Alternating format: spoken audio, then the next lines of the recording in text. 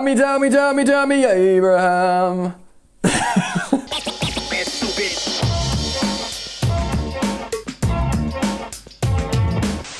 Yo, what's happening, people? Welcome back to Football Therapy with me, your host, Jan. I hope you guys are all doing well today on a beautiful snowy day in and around the south of England. Chelsea 3, Luton Town 1.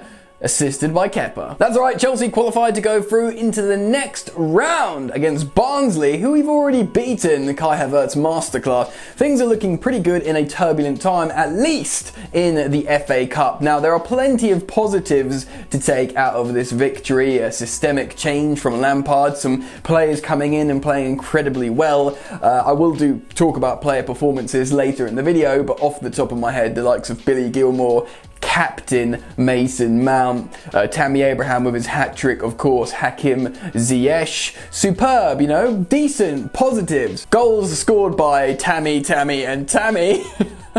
And Luton, of course, scored a goal. It really was a goal-keeping howler. Do consider subscribing to this channel if you're new. If you enjoy daily Chelsea content, consider liking the video if you like the content and, you know, me.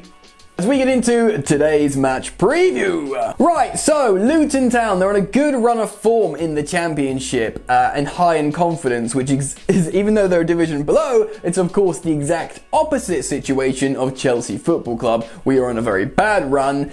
Well, prior to this game, you might argue, and very low on confidence. So very much a banana skin potential this game. You know, this isn't Morecambe, this is a second division side that's playing well and in form, like I said. So, dangerous game. Chelsea scored 3 goals with Tammy Abraham. First goal was assisted by his strike partner Timo Werner. The second goal was a lovely little header assisted by Reece James, who also had a good game. Not as good as some of the others, but pretty darn decent. And Tammy's third and final hat-trick goal was a beautiful, an absolute beautiful Chelsea team goal. And against Luton Town, who were defending well and generally playing well, it makes the goal even better. It was not a training game, it's important to note. You were allowed to be happy about this positive result and positive performance. Callum Hudson-Odoi, of course, coming on and adding that extra something and assisting Tammy Abraham for what was a tap-in for his hat-trick, but the goal itself was a beautiful team goal. So let's have a look at that who scored graphic and gain some context of what Frank Lampard did against Luton. Luton started with a back 5 system, but they changed to a back 4. Some good management from their gaffer, and they were very hard to break down. Frank Lampard went with a 4-2-3-1/4-2-4 hybrid that involved both Timo Werner and Tammy Abraham, posing 2 difficult and different questions to the opposition. It was a back 4 of Zuma, Christensen, with Emerson and James at the fullback positions, of course, all in front of Kepa. Billy Gilmour and Captain Mason Mount at 22 in the double pivot, but mainly having to cover a lot of ground themselves because there was a big gap between the number 10/second striker, which was Timo Werner, behind Tammy Abraham, who was of course flanked by Pulisic and Hakim Ziyech. Sub appearances from Giroud, Kovacic, Callum Hudson-Odoi, Kai Havertz, he came on, he looked pretty good, huh? So of course, Chelsea won. They played some excellent football. They scored 3 goals, finished by Tammy Abraham. They probably should have scored more. Luton weren't completely abject and benign. Like I said, they defended well, and they had confidence to go forwards. The goal they scored should not have been a goal. It was a howler by Kepa Arrizabalaga, who, by the way, did make a couple of good saves in this game, or saves, and he deserves credit for that, but ultimately, even though he was unsighted by Zuma in front of him, yes, I'm going to acknowledge that factor. You know, it's a unanimous decision that it was a goalkeeping howler. It wasn't hit that hard, it was right at him, and he had his hand and boot right next to the ball, which he could have saved, you know, with either. It sort of goes through him, and it's really, really poor, and it becomes 2-1 at the time, and they gain confidence, and they're in the game going into half-time, and I believe they nearly equalised at one point as well. But ultimately, the game and the performance belongs to Chelsea. It was a strong performance, an opportunity to change formation and try something different. Of course, the cherry on top would have been Timo Werner scoring that penalty at the end, the penalty that he won very well. But honestly, when he stepped up to that penalty, I did not believe he was going to score it. Not only because I just don't think he's confident at the moment, of course, but he was so gassed out after that run. He was like breathing deeply, he didn't want to get up off the ground, and from being that knackered to picking up the ball and putting it on the penalty spot, he didn't look at the keeper, he looked at the ball and he made the decision he's just going to hit it hard. He did hit it hard, but he hit it at a good height for the keeper, and who's a good goalkeeper by all accounts, and saved it. So I just knew that was going to happen. But whatever, he'll be okay. Chelsea won, relatively comfortably in the end. And he made good runs, Werner. He occupied good space. He worked the channels. He just needs his confidence in front of goal back. I know he scored recently against Morecambe, but a couple of goals. He's meant to be a streaky player that has explosive runs of goal-scoring form. So, once he gets one, like the Premier League, like a good finish, a good rifled finish, not like a tap-in a couple of yards out against Morecambe.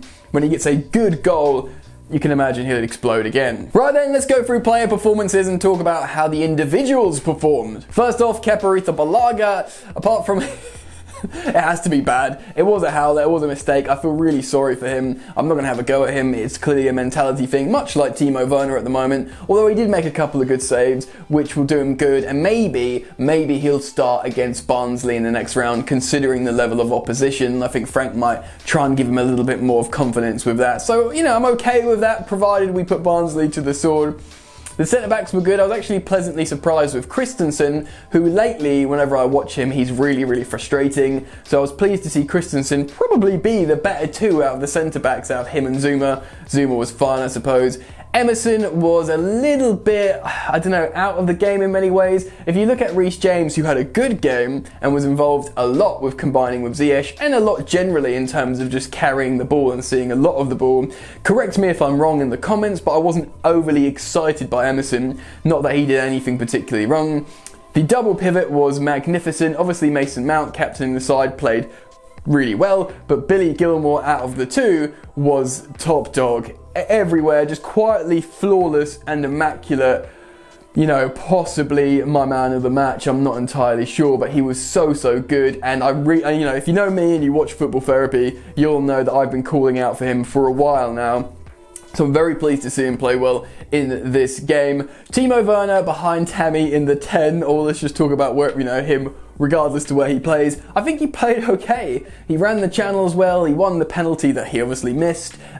He combined okay. He's just a little bit off playing really well, away from goals. But generally, he looks like he's carrying out instructions appropriately, and ultimately that will make Frank Lampard happy. But goals need to come now as well. It's alright in this game where we're winning comfortably in the end, but goals need to come. Tammy Abraham, magnificent. I don't know if you guys agree. I'm not even talking about the hat-trick. Of course, it's great he scored a hat-trick, but some of the one-touches, he was doing little dummies and back heel layoffs and stuff like that, exuding with confidence, Tammy Abraham. Not short on confidence whatsoever, so that was pleasant to see. Pulisic was decent, but he has been decent all season, isn't he? He's just that close to all these runs and dribbles to come off and score a great goal, and then you maybe score some more goals and get some assists. He looks good, Pulisic, but he's looked good all season. Now he needs to take that next step and, finish off his dinner. Do you know what I mean?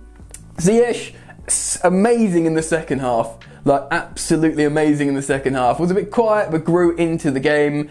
And, because he became so good in the second half, for me, he was like a contender for man of the match. Personally, that's what I think. And when it comes to substitutions, Callum Hudson-Odoi came on excellent off the bench, as he has looked excellent off the bench lately. He was pretty poor against Leicester, but he was sort of absolutely integral in that team goal for Tammy's hat-trick. So very good from Callum Hudson-Odoi.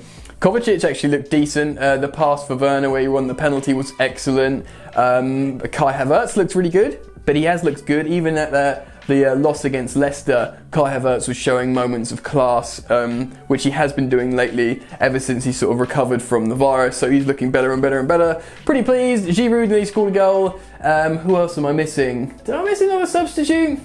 Anyway, you get the idea. Let's move on and talk about the implications of this result to end the video. So yeah, it's a win. We were expected to win. We did win. Luton weren't any pushovers. They played well. and we won 3-1, and really it should have been 3-0 had it not been for a goalkeeping error, in my opinion. So a good win at home, a new system, a 4-2-3-1/4-2-4 hybrid. Is this something we can just bring into the Premier League and use against high-level opposition? I'm not so sure, but because we've been so poor, maybe Frank deploys this, well, certainly against Barnsley, and maybe Burnley, although Burnley obviously beat Liverpool at Anfield, so... Or Burnley even bad anymore? I don't even know. But Wolves is the next game. Does he bring this into Wolves? I'm not so sure. But this performance was a positive, and it was absolutely needed for Frank Lampard. Yes, it's a cup game against the second division side, but in the context of the game itself, it was good. And you're allowed to accept that and recognise that. And you're allowed to be positive, my friends. So if you're positive, please do drop a like on this video if you've enjoyed it. That's it for me today. Consider subscribing if you're new. Thanks for stopping by. Enjoy the football, and I will see you later. You ain't so tough with that bad boy tuck. I'ma get it how I'm living, I'ma walk the walk. Outline my lines, I rap through thought. Body bag the verse, outlined in chalk. In my life seen trouble, hustle on the double. Silence on the trigger like my pick got a muzzle. Yo chick like to guzzle, bad boy stay in trouble. I only love this paper, sorry I don't. I laugh me baby.